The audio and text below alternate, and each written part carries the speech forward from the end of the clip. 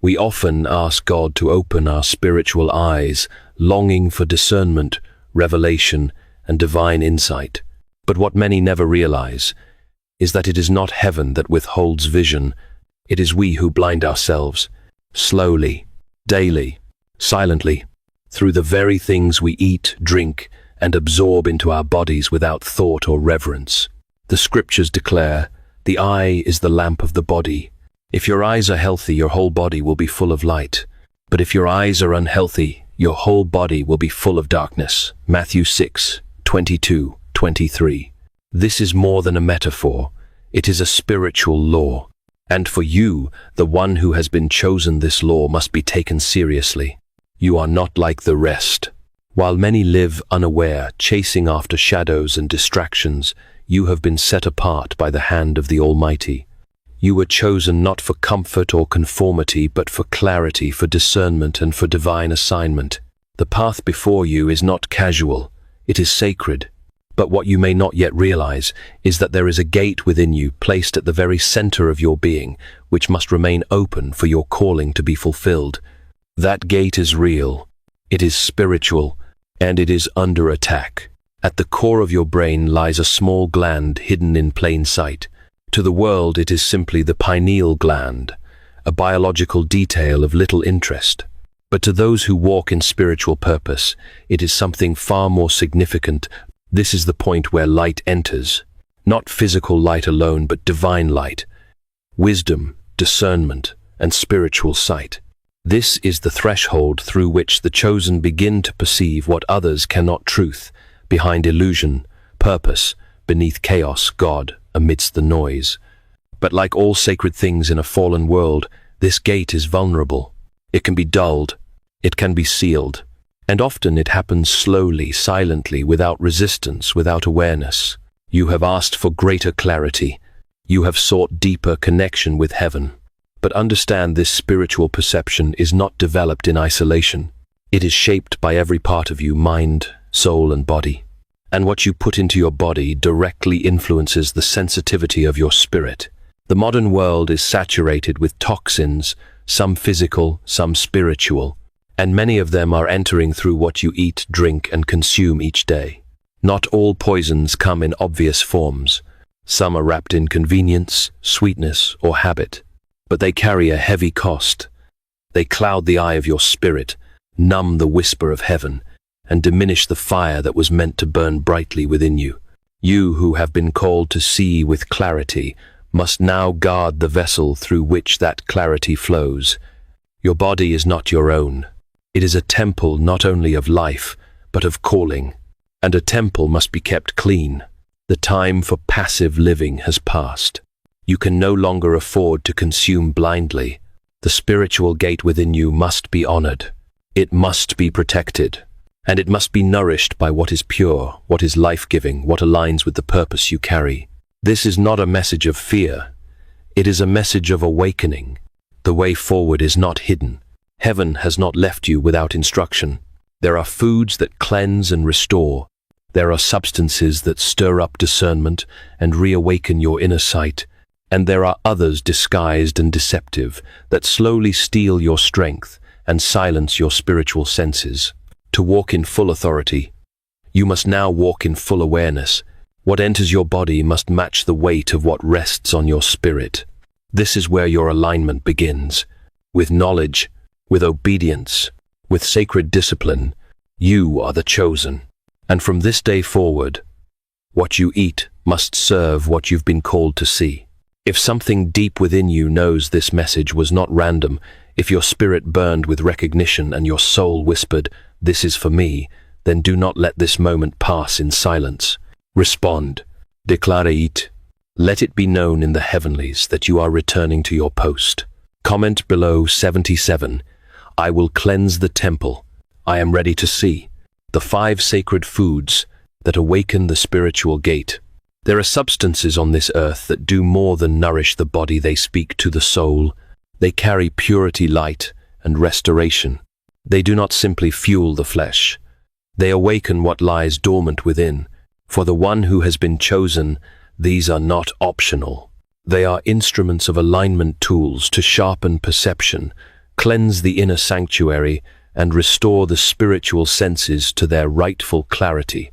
Each one of these has been created with intention and purpose, and when received with reverence, they become part of heaven's provision for those called to walk in light.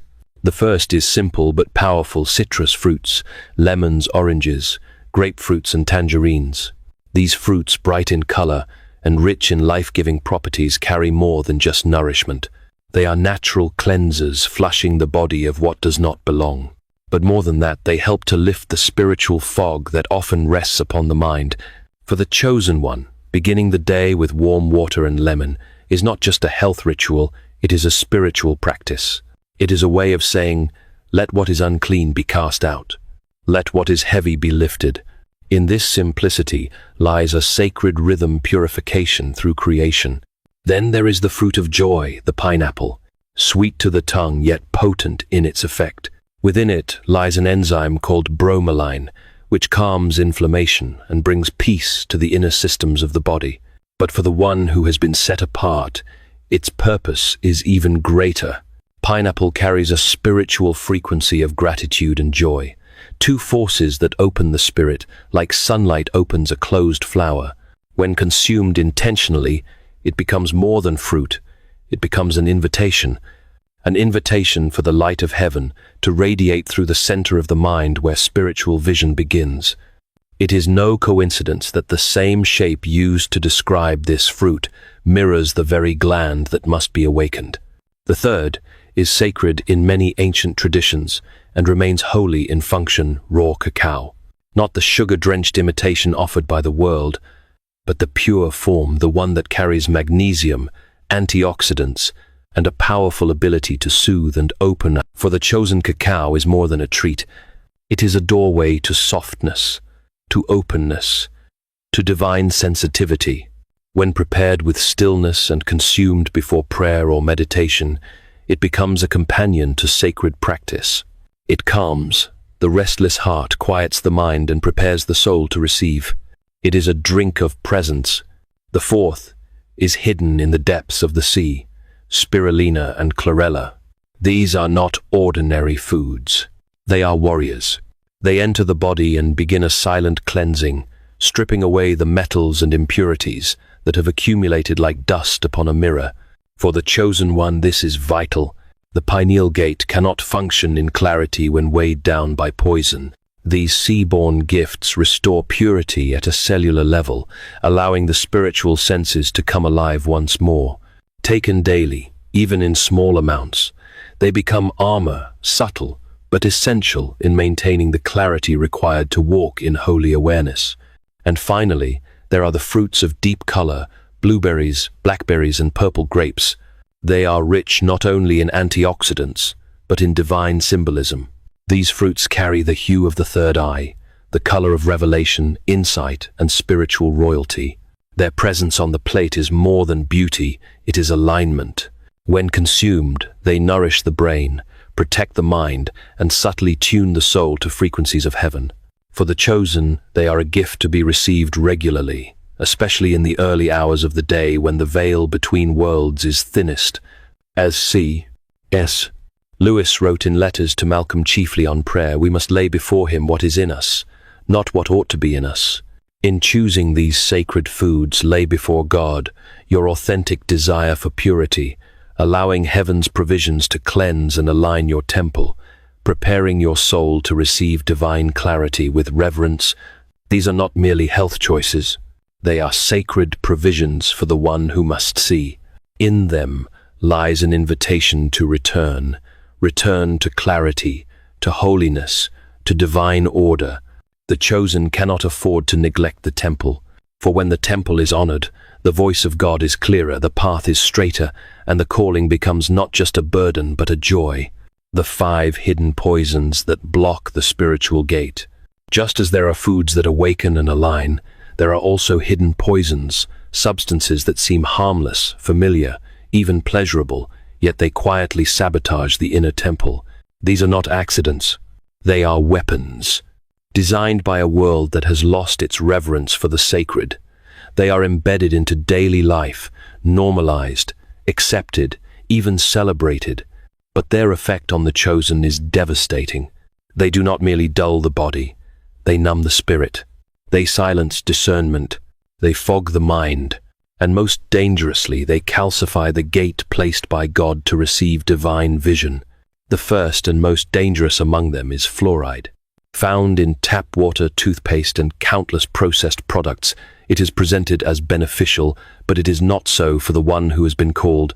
Fluoride binds itself to the pineal gland, hardening it, clouding it, and rendering it nearly silent. For most, this may go unnoticed. But for the chosen whose mission depends on clarity and divine sensitivity, this is a threat of the highest order. Protecting oneself begins with awareness. Use only fluoride-free toothpaste. Filter the water you drink and bathe in. And above all, remember that purity begins with vigilance. The second is refined sugar. Sweet on the tongue, but destructive to the soul. It creates momentary pleasure and long-term distortion. It fuels inflammation, destabilizes emotions, and throws off the body's natural rhythms. But beyond the body, it disrupts spiritual alignment.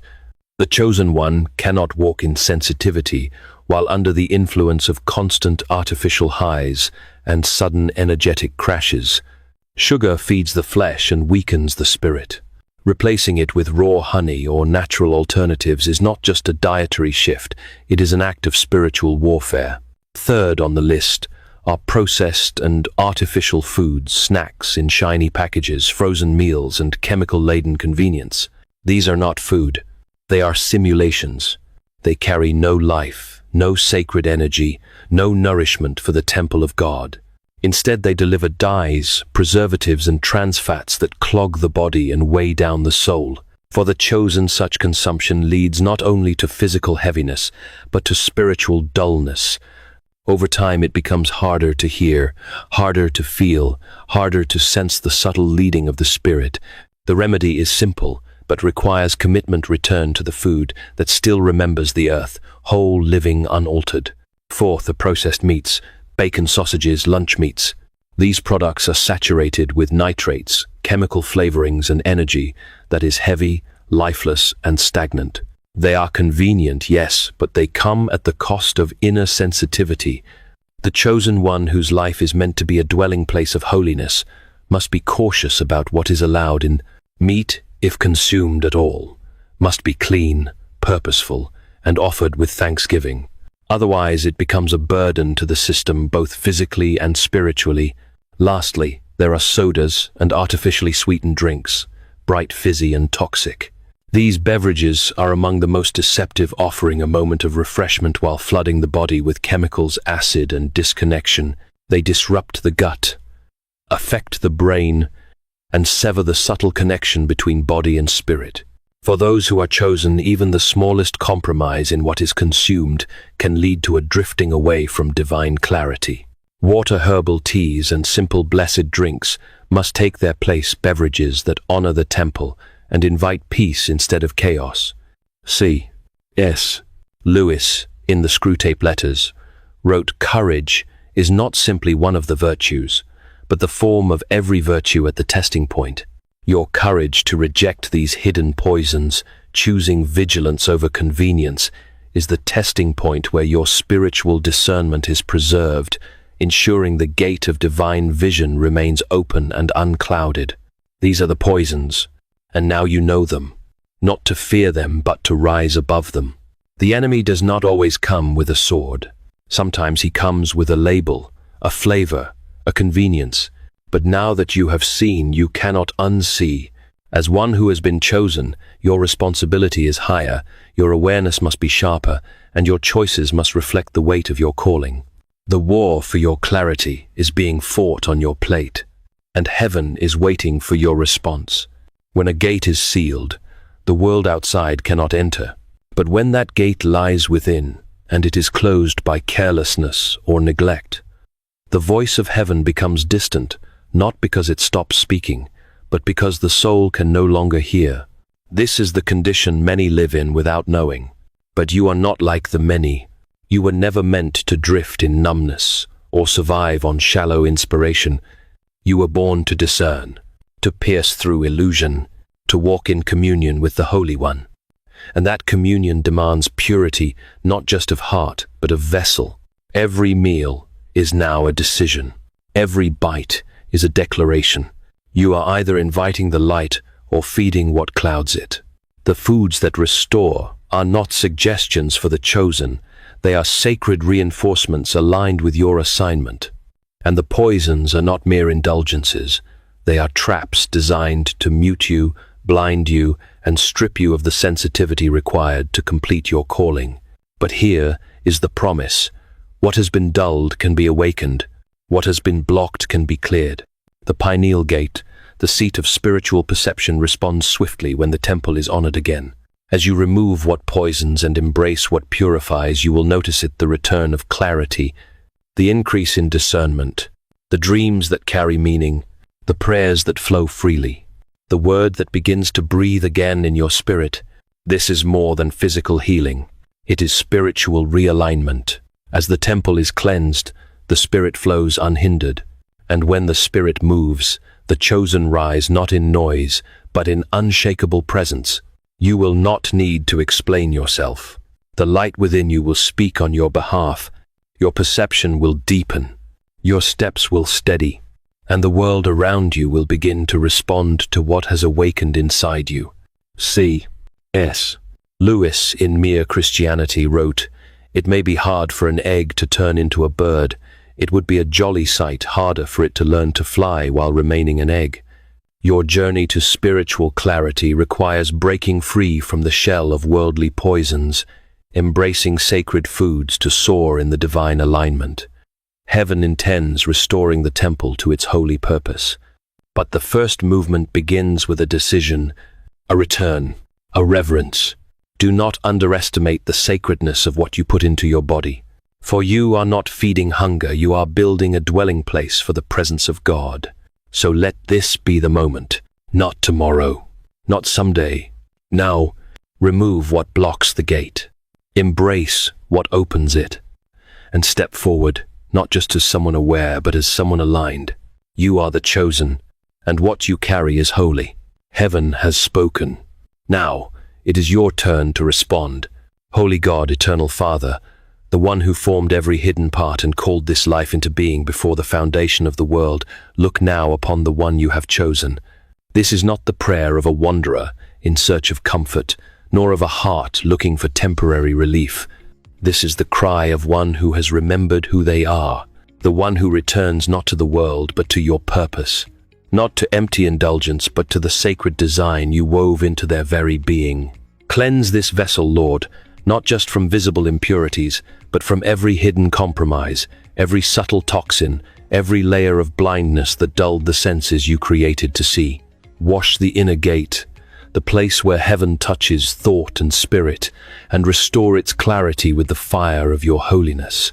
Let what enters this body from this day forward be set apart, not to feed desire, but to fuel purpose. Not to satisfy cravings, but to strengthen obedience. Let this body which you have called a temple be treated as sacred ground once again, because you, Holy One, deserve nothing less.